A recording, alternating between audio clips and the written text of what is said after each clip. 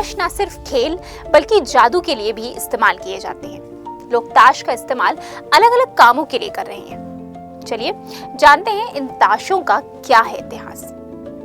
जब भी हम अपने दोस्तों के साथ होते हैं या घर पर महफिल जमानी होती है तो ताश के पत्तों को फेंटते हैं। अक्सर गांव के नुक्कड़ पर भी लोग ताश खेलते मिल जाते हैं। कुछ लोग इसको मस्ती के लिए खेलते हैं तो वहीं कुछ इसे कमाई का एक जरिया बना लेते हैं।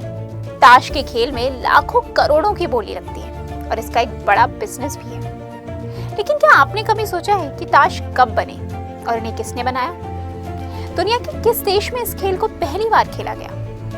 अगर आपके मन में भी इस तरह के सवाल हैं तो चलिए आज हम आपको इन सभी सवालों के जवाब विस्तार से देते हैं।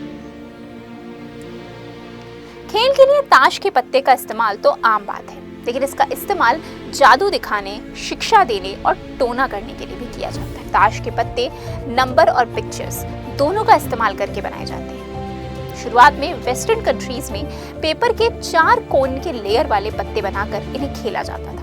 इसके अलावा पतले कार्डबोर्ड पर इसे चिपकाकर एक सपाट मेटल बनाया जाता था।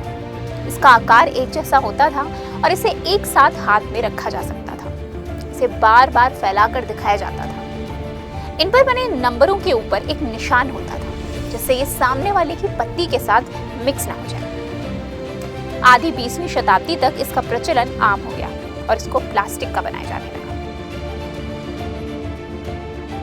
कई रिपोर्ट्स में ये भी बताया जाता है कि ताश के पत्तों की शुरुआत चाइना से हुई, जहां 9वीं या 10वीं सदी में इसको विकसित किया गया। उस दौरान ताश के पत्तों पर नंबर्स बने होते थे। हालांकि ब्रिटानिका की रिपोर्ट के मुताबिक चाइना में सिंबल्स के साथ खेले जाने वाले किसी खेल का कोई सबूत नहीं। इसी रिपोर्ट में ये भी कहा गया है कि इस खेल को पहली बार यूरोप के इजिप्ट या स्पेन में 1370 के दौरान खेला गया।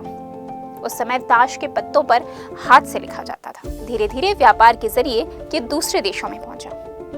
15वीं शताब्दी में ये अमीरों के टाइम पास की वजह था। इसी दौरान जर्मनी में भी पत्ते लकड़ी पर बनने शुरू हुए, जिससे इसकी छपाई की लागत कम हो गई। आज के समय में 52 पत्तों वाले ताश के डिजाइन को पूरी दुनिया में माना जाता है। इसे 4 सूट और 13 रैंक में बांटा गया है ताकि हर एक कार्ड सूट और रैंक को सही रूप से पहचाना जा सके। एक स्टैंडर्ड डेक में आमतौर पर 2 या उससे ज्यादा एक्सेस कार्ड्स होते हैं जिन्हें जोकर कहा जाता है। भारत में ताश के पत्तों की शुरुआत मुगल काल के दौरान मानी जाती है। बताया जाता है कि ये बाबर के समय भारत में आया। उस दौरान इसे गंजीफा के नाम से जाना जाता था और इसके पत्ते आमतौर पर हाथ से ही रंगे जाते थे।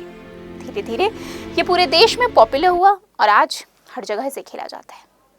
क्या आप भी हैं इस जादुई खेल के दीवाने? अगर हाँ तो हमें जरूर बताएं और इस तरह की और वीडियोस के लिए इंस्टाफीड का बेल आइकन प्रेस करना ना भूलें।